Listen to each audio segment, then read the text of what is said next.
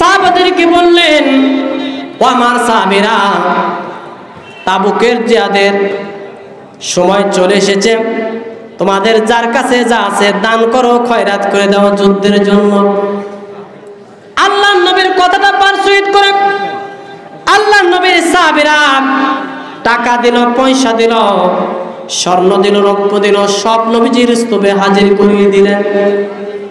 আল্লাহর নবী সাহাবাদেরকে বললেন, ও আমার সাহাবীরা, তোমরা তো সবাই আসো, আমার আবু বকর কোথায়? হযরত আবু বকর একটা খুঁটির আনে দানও ছিল, সেখান থেকে বের হয়ে আসলেন। হাতে একটা পটলি ছিল, তা নবীর হাতে ধরিয়ে দিলেন। আল্লাহর নবী তার থেকে বের করলেন কয়েক কেজি গম, কিছু দিরহাম। তারপরে নবীজি আবু বকরের চেহারার দিকে তাকালেন, দেখতেছেন আবু বকরের চোখ দিয়ে পানি পড়ে পড়ে দাড়ি মুবারক ভিজে ভিজে পড়ে যাচ্ছে। আল্লাহর নবী ওমরকে ডাকলেন, বললেন, ওমর রে, এই জিহাদের জন্য তুমি কি দান করেছো, কার বাড়িতে কি আছে? ওমর বলল, হুজুর এত এত দিয়েছি, আর বাড়ি এত আছে। উসমানকে বলল, উসমান তুমি কত দিয়েছো? উসমান বলল, হুজুর এত এত দিয়েছি, বাড়ি এত আছে। আলীকে বলা হলো, আলী তুমি কি দিয়েছো, আর বাড়ি কি আছে?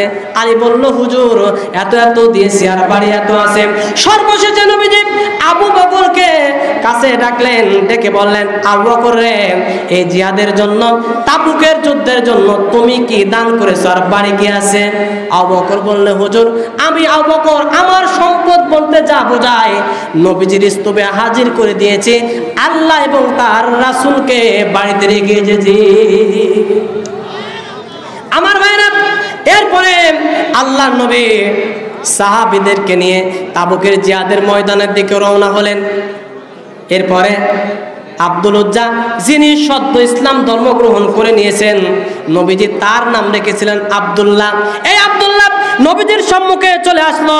আসার পরে বললেন, নবীজি এই জিহাদের ময়দানে আমি আব্দুল্লাহ কিছু দান করতে পারলাম না, মেহেরবানি করে আপনি আমার জন্য দোয়া করে দেন, যাতে করে এই জিহাদের ময়দানে আমি শাহাদত বরণ করতে পারি।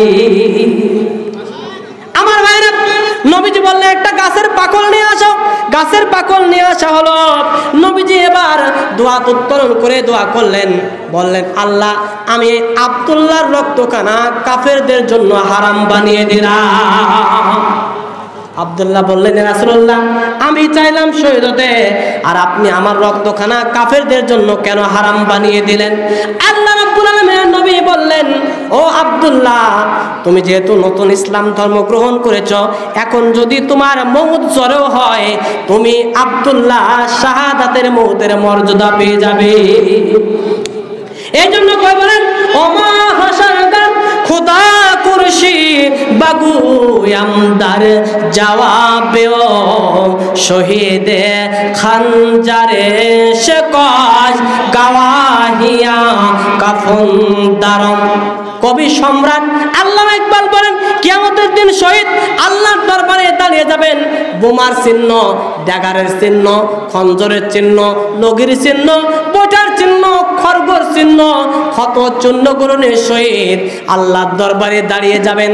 আল্লাহ বলবেন, তোমরা কারা?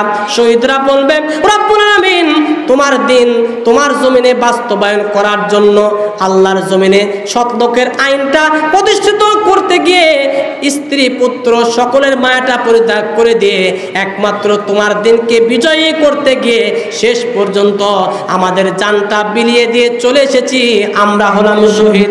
আল্লাহ বলবেন, শহীদরা তুমি যখন তোমার স্ত্রী পুত্র সন্তান সন্ততি সকলের মায়া পরিত্যাগ করে একমাত্র আমি আল্লাহ আমাকে ভালোবেসে আমার রাহে জীবনটা বিলিয়ে দিয়ে যখন তোমরা শহীদ হয়েছ, আমি আল্লাহ পাক আজকে তোমাদের কোনো হিসাব দিব না, বিচার করব না।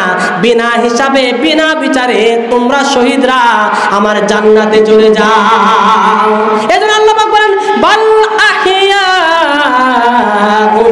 ওয়ালাকিল্লা তাশউরুন। আল্লাহু আকবার বলেন।